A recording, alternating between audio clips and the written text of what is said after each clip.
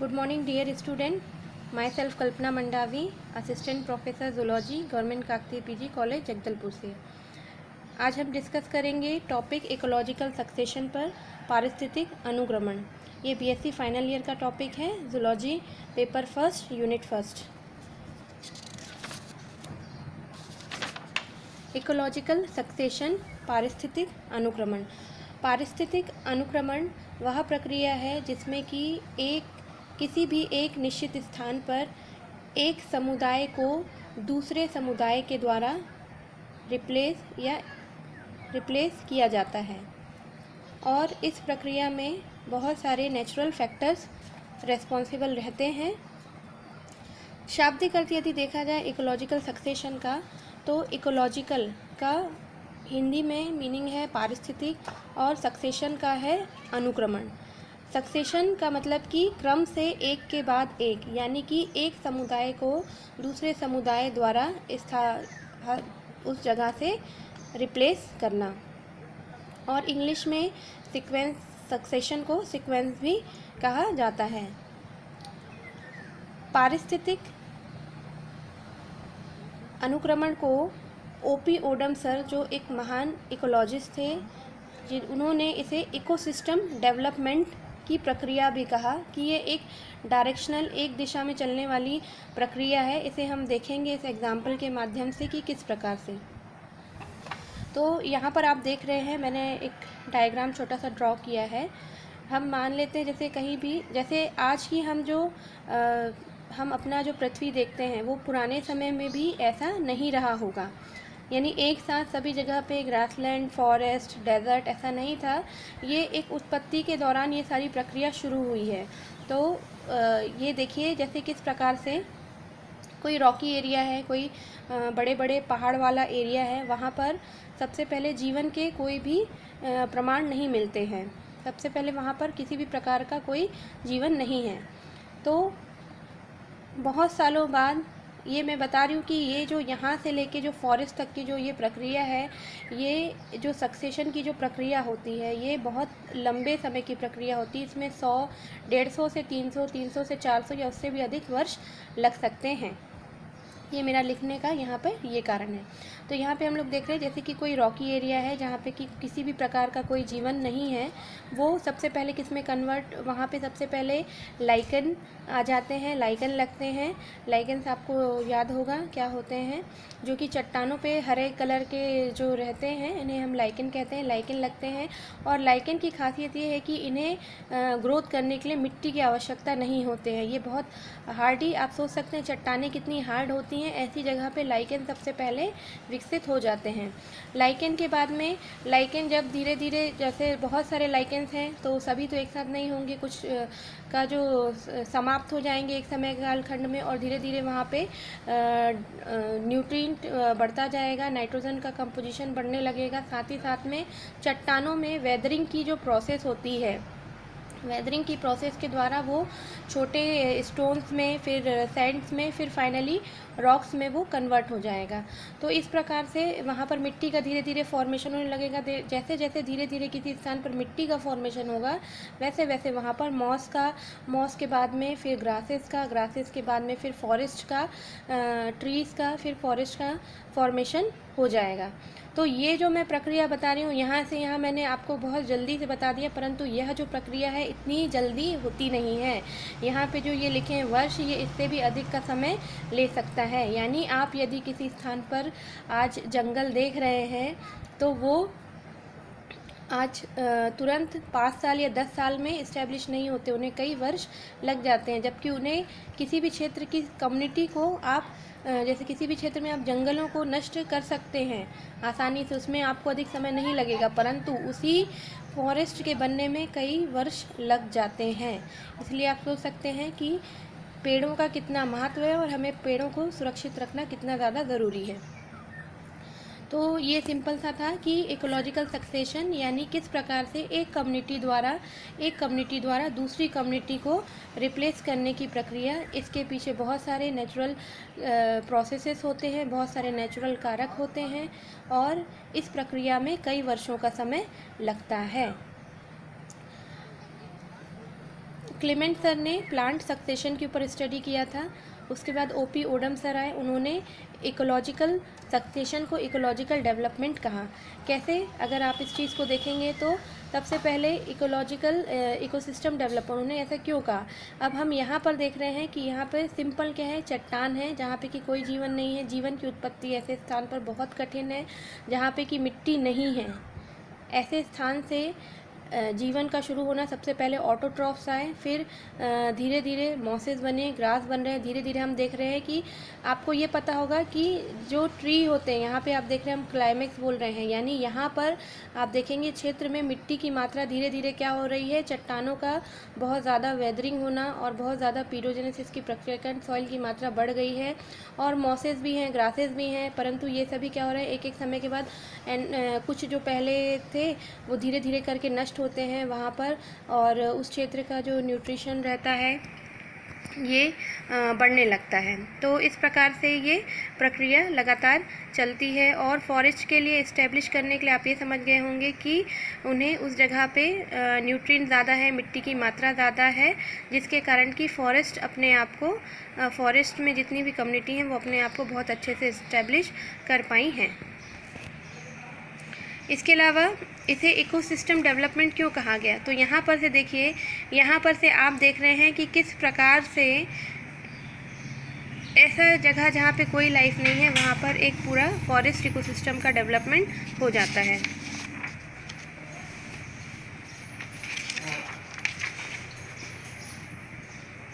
Ecological succession. Ecological succession एक निश्चित क्षेत्र के समुदाय में नियमानुसार निश्चित क्रमिक प्रतिस्थापन को इकोलॉजिकल सक्सेशन कहते हैं। किसी एक निश्चित क्षेत्र में समुदायों में नियमानुसार जो एक कम्युनिटी रहती है उसका प्रतिस्थापन दूसरी कम्युनिटी के द्वारा किया जाने की प्रक्रिया को ही इकोलॉजिकल सक्सेशन कहा जाता है। Gradual replacement of one community by another community. एक कम्युनिटी का दूसरी कम्युनिटी से रिप्लेसमेंट या प्रतिस्थापन की प्रोसेस को ही इकोलॉजिकल सक्सेशन कहा जाता है।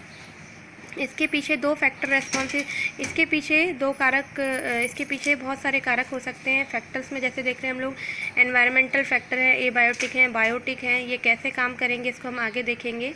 इसके अलावा ये पूरी प्रक्रिया इकोलॉजिकल सक्सेशन में कई वर्षों का समय लग सकता है। आपका ये जो टॉपिक है जिसमें आपको स्टडी करना है, इसमें इकोलॉजिकल सक्सेशन में इसमें सबसे फर्स्ट है stages of ecological succession. Ecological succession की कौन कौन सी स्टेजेस या अवस्थाएं होती हैं। फर्स्ट वन है पायोनियर, जिसे हिंदी में पुरोगामी कहा जाता है। सीरियल स्टेज है, जिसे सीयर भी कहा जाता है। क्लाइमेक्स यानी कि चरम अवस्था। किस प्रकार से पायोनियर से क्लाइमेक्स अवस्था का फॉर्मेशन होता है और किस प्रकार से एक स्थान पर कोई भी जो कम्युनिटी है वो अपने आप को स्थायी प्रदान करती है। Process of ecological succession. Process of ecological succession में हम 5 चरणों में देखेंगे इसको। पहला है कि किस प्रकार से एक स्थान की कम्युनिटी को दूसरी कम्युनिटी स्थानांतरित करती है या प्रतिस्थापित करती है। फर्स्ट वन है इसमें न्यूडेशन, सेकंड है इन्वेशन, तीसरा है इंटर और इंटर स्पेसिफिक कंपटीशन, चौथा है रिएक्शन, पांचवा है क्लाइमेक्स। इसके बाद हमको इसमें पढ़ना है थर्ड पॉइंट, जो टाइप्स ऑफ सक्सेशन। सक्सेशन के कौन कौन से प्रकार हैं, प्राइमरी और सेकेंडरी। यहाँ पर आप स्टूडेंट ध्यान रखिएगा, प्राइमरी का मतलब है फर्स्ट, जहाँ पर कोई भी लाइफ नहीं थी, वहाँ पे लाइफ का पहली बार शुरुआत जब भी होगी तो उसे हम बोलेंगे प्राइमरी सक्सेशन। जबकि सेकेंडरी सक्सेशन ऐसा स्थान जहाँ पे ऑलरेडी लाइफ थी परंतु किसी कारण वो नष्ट हो गया है तो उसे हम बोलेंगे सेकेंडरी सक्सेशन।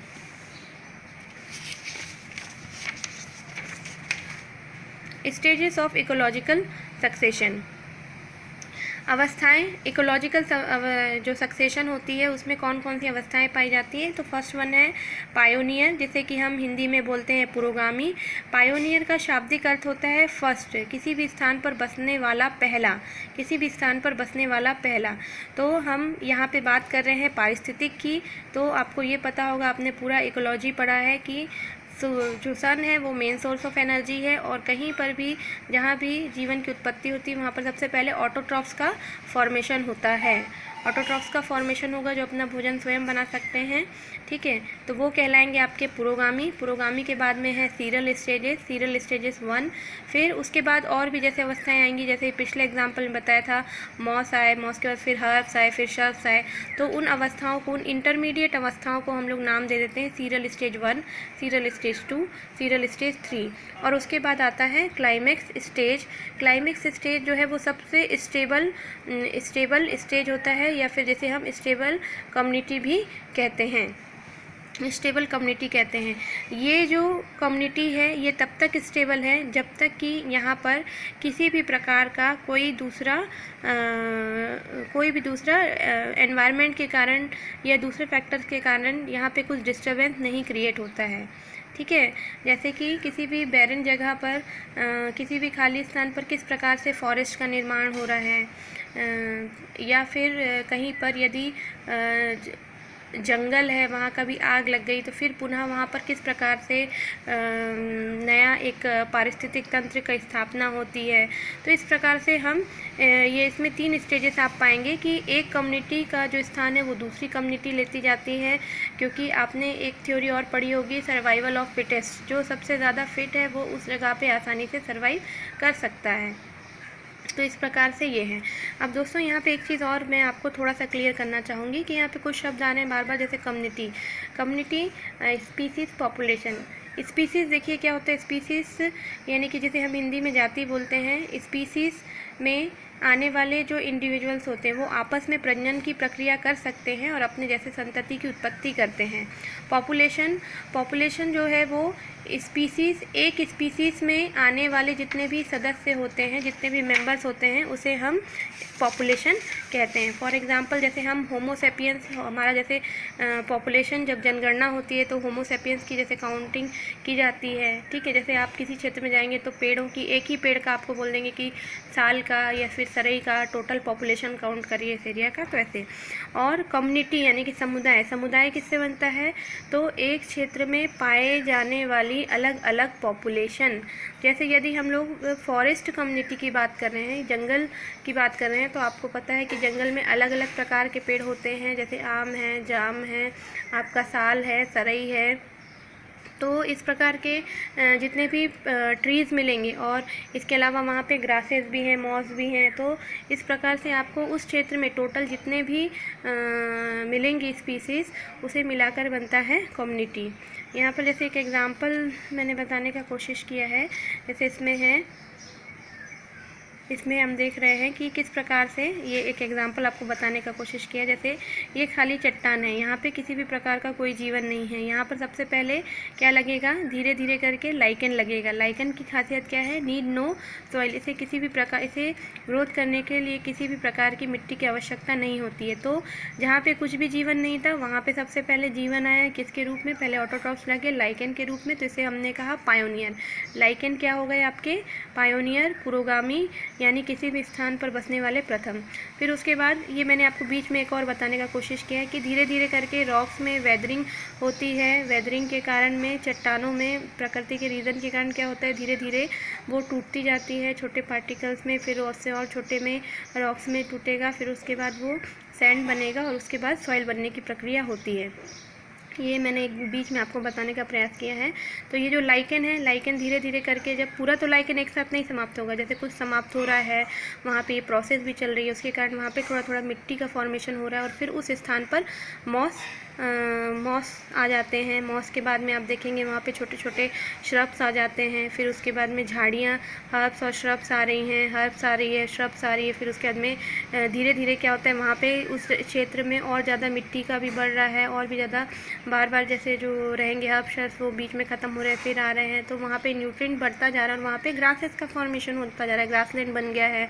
फिर उसके धीरे धीरे वहाँ पे हम देख रहे हैं कि बर्ड्स के द्वारा या फिर और भी चीज़ों के द्वारा वहाँ पर सीड्स पहुँच रहे हैं, सीड्स के कारण नए नए ट्री लग रहे हैं, प्लांट से ट्री का ग्रोथ हो रहा है, और फिर इस प्रकार से एक क्षेत्र में बहुत अधिक प्लांट ट्रीज़ मिलेंगे आपको, ग्रासेस मिलेंगी, और तो फिर वहाँ पर एक नई क्लाइमेक्स कम्युनिटी का फॉर्मेशन होता है। और क्लाइमेक्स कम्युनिटी के जितने भी सदस्य होते हैं वो अपने एनवायरनमेंट के साथ सबसे फिटेस्ट कंडीशन में रहते हैं। क्लाइमेक्स कम्युनिटी तब तक ही उस स्थान पर क्लाइमेक्स कम्युनिटी हो सकती है जब तक कि वहाँ पर किसी प्रकार का किसी भी प्रकार का दूसरा डिस्टरबेंस ना हो। तो ये मेरा एक बताने का प्रयास था कि किस प्रकार से एक खाली जो चट्टान थी जहाँ पे जीवन नहीं था, वहाँ पर किस प्रकार से ये सक्सेशन की प्रक्रिया हुई, एक कम्युनिटी को दूसरी कम्युनिटी हटाती गई और वहाँ पर एक क्लाइमेक्स कम्युनिटी का फॉर्मेशन होता है। तो यहाँ पे रॉक्स है जहाँ पे कोई जीवन नहीं है, लाइकेन को हम बोलेंगे पायोनियर, मॉस से लेके आपका ग्रासेस तक का हम इनका नाम दे देंगे serial stage 1, serial stage 2, serial stage 3, serial stage 4 और क्लाइमेक्स का नाम हो जाएगा, फॉरेस्ट का नाम हो जाएगा यहाँ पर क्लाइमेक्स कम्युनिटी। तो ये मैंने बताने का कोशिश किया है, ठीक है।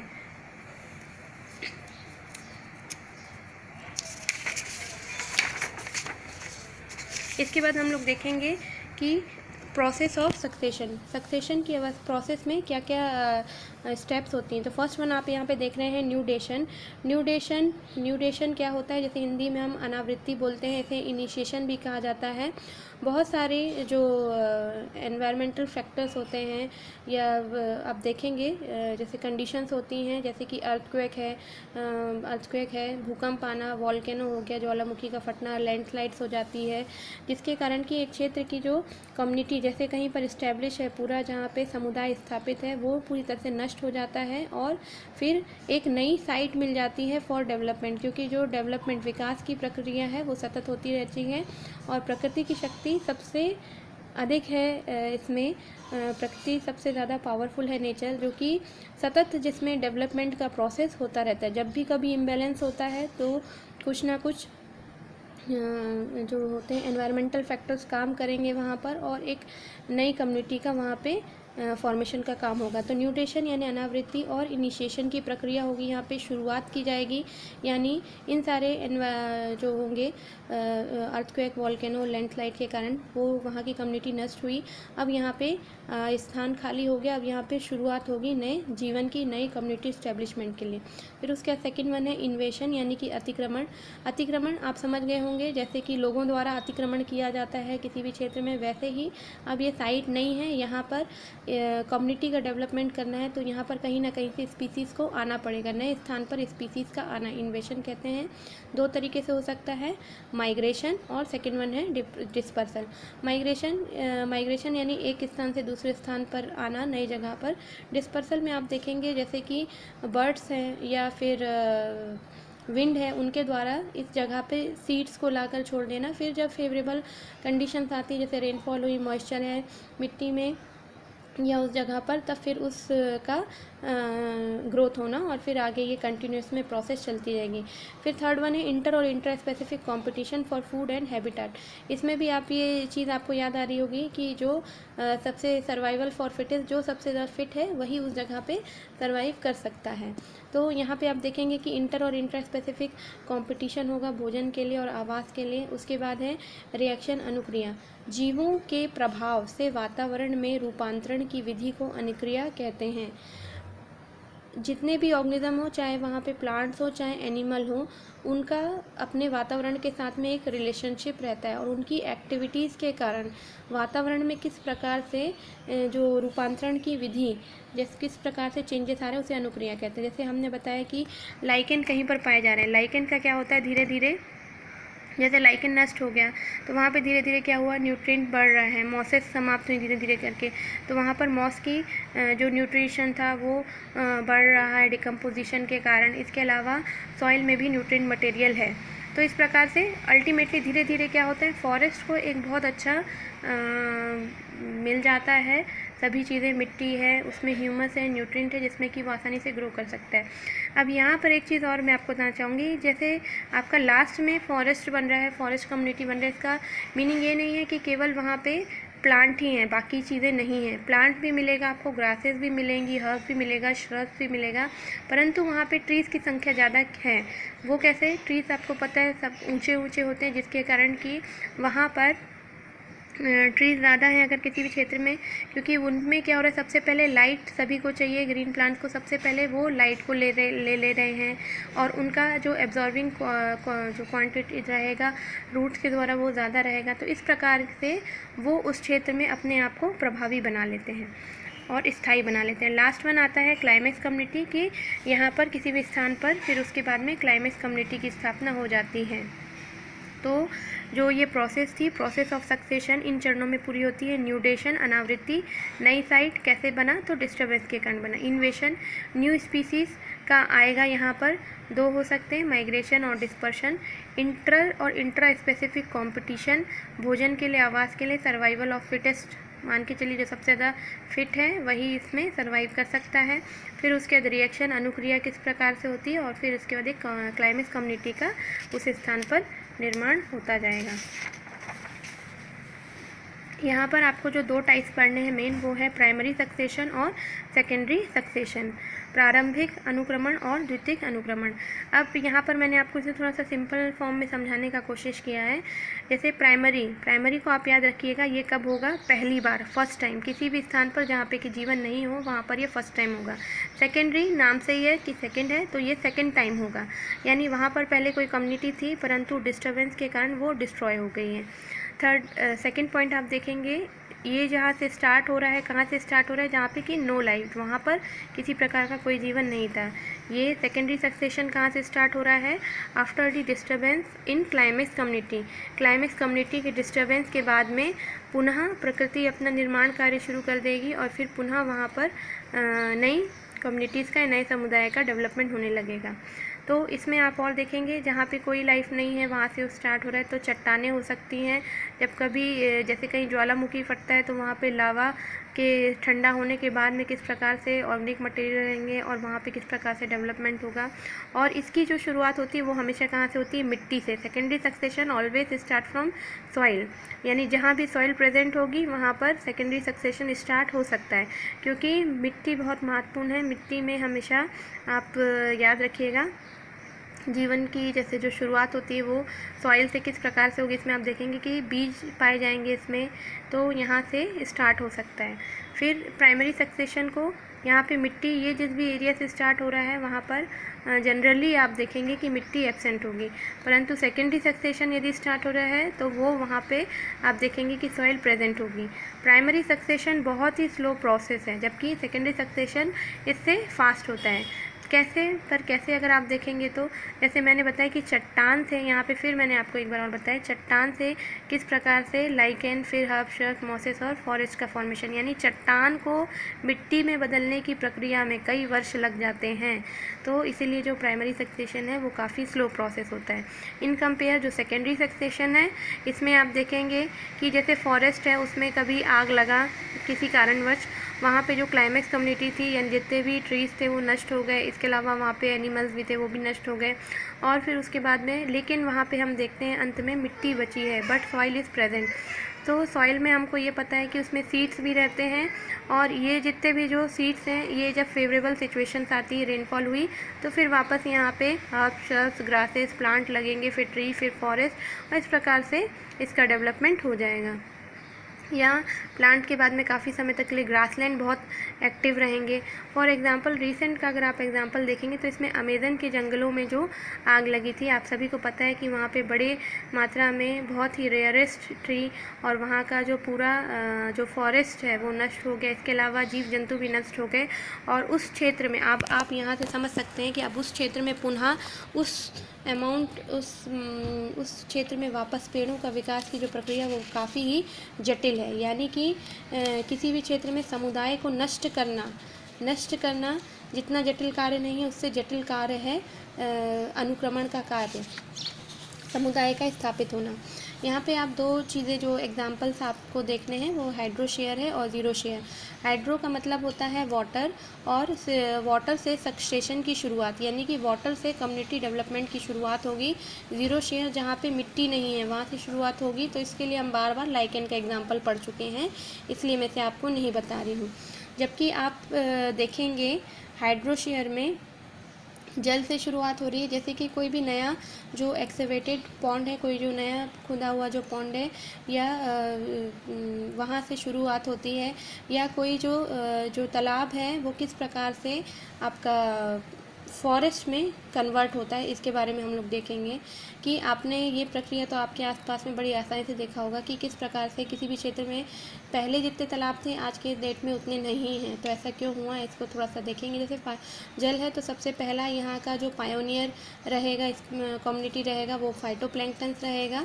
फाइटोप्लैंक्टन्स की ग्रोथ होने के बाद में फिर बाकी जो प्लांट्स हैं वो सब ग्रो होते जाएंगे, जैसे कि जलमग्न हो गए, सबमर्ज, फिर उसके बाद रूटेड प्लांट आ गए, जड़ वाले आ गए, फिर फ्लोटिंग प्लांट्स भी आ रहे हैं, फिर उसके बाद में रूटेड फ्लोटिंग प्लांट्स आ गए। फिर धीरे धीरे देख रहे हैं कि यहाँ पे मिट्टी का जमाव काफ़ी ज़्यादा होता जाता है, इसका क्षेत्रफल, तालाब का क्षेत्रफल कम होता जाता है और धीरे धीरे करते ये मार्शी एरिया में, दलदली क्षेत्र में बदलता है।